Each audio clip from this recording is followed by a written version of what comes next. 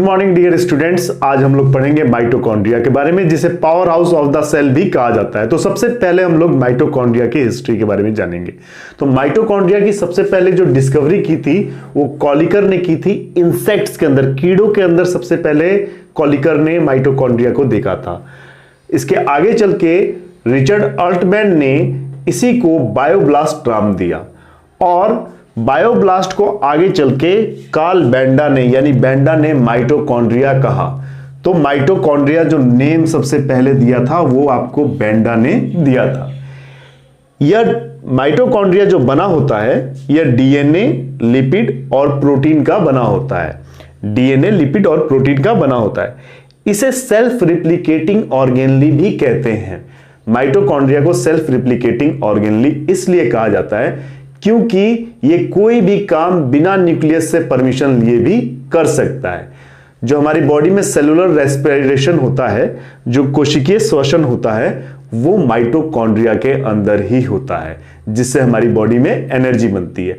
आइए अब समझे माइटोकॉन्ड्रिया के स्ट्रक्चर को। तो माइटोकॉन्ड्रिया का जो स्ट्रक्चर है इसमें दो मेम्ब्रेन होती है। एक आउटर मेम्ब्रेन, ये इसकी आउटर मेम्ब्रेन है, आउटर मेम्ब्रेन, और ये जो फोल्डिंग्स वाली मेम्ब्रेन आपको दिखाई दे रही है, फोल्डिंग्स वाली मेम्ब्रेन जो आपको दिखाई दे रही है, इसे हम लोग कहते हैं इनर मेम्ब्रेन। Inner membrane. तो इनर मेम्ब्रेन में जहां जहां पर फोल्डिंग पाई जा रही है उस जगह को कहा जाता है क्रिस्टी। उस जगह को हम लोग कहते हैं क्रिस्टी।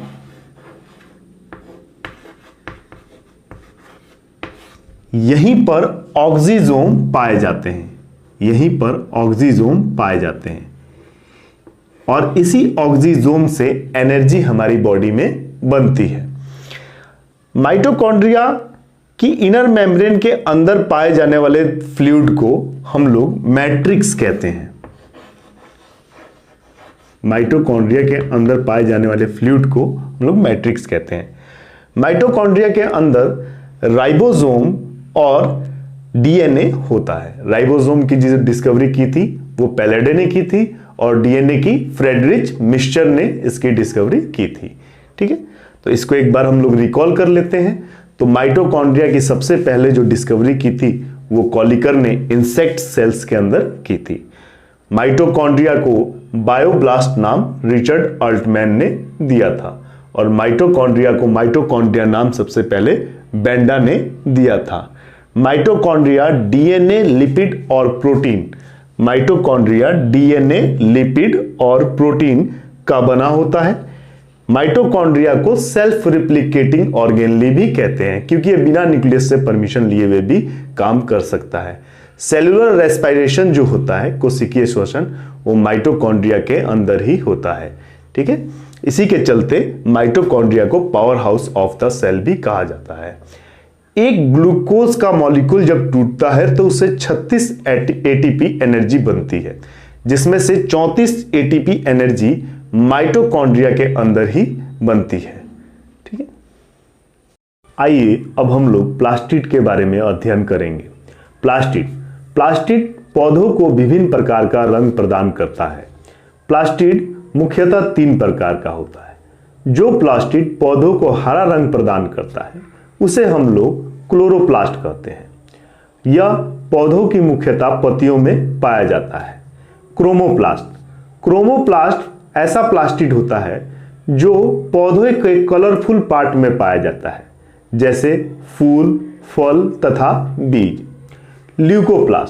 ल्यूकोप्लास्ट एक ऐसा प्लास्टिड होता है जिसमें कोई कलर नहीं होता है।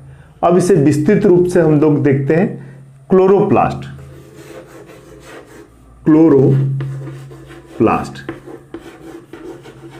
अर्थात इसे हिंदी में कहा जाता है हरित लवक। हरित लवक क्योंकि यह पौधों को हरा रंग प्रदान करता है, इसी के चलते इसे हम लोग हरित लवक कहते हैं। हरित लवक में पर्णहरित पाया जाता है जिसे क्लोरोफिल कहा जाता है, जिससे पौधे प्रकाश संश्लेषण करके अपना भोजन बनाते हैं। ठीक है, क्लोरोप्लास्ट हरित लवक में क्लोरोफिल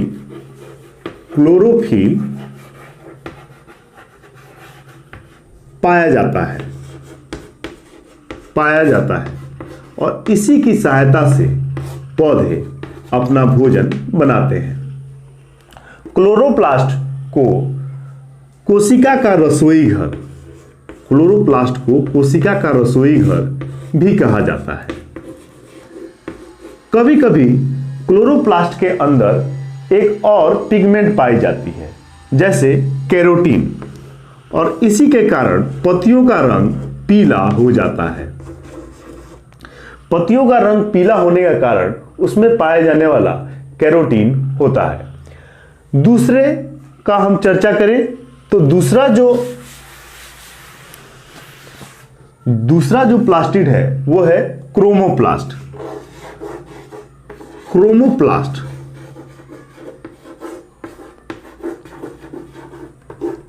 जिसे वर्णी लवक कहा जाता है। यह पौधों को रंग बिरंगा रंग देता है। जैसे यह पौधों के फूल वाले भाग में पाया जाएगा या फल वाले या बीज वाले भाग में पाया जाएगा। इसी के चलते पौधे रंग बिरंगे होते हैं। इसके अंदर एक वर्णक रहता है, पिगमेंट रहता है, जिसे हम लोग कैरोटीनाइड कहते हैं।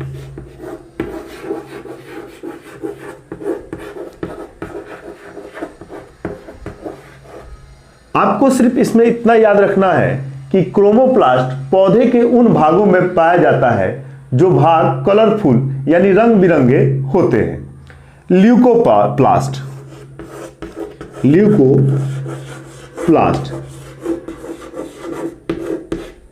यह पौधे के उन भागों में पाया जाता है जहां कोई भी रंग नहीं होता है, जैसे जड़, तना। यहां पर ल्यूकोप्लास्ट का मुख्य कार्य क्या होता है, इसे हम लोग समझते हैं।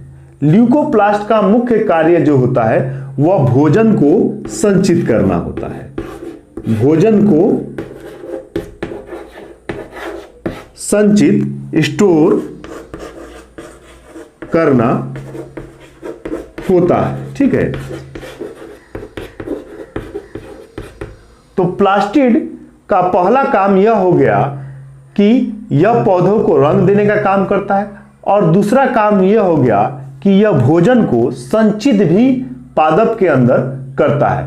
और प्लास्टिड एक ऐसा कोशिकांग है जो केवल पादपों में ही पाया जाता है।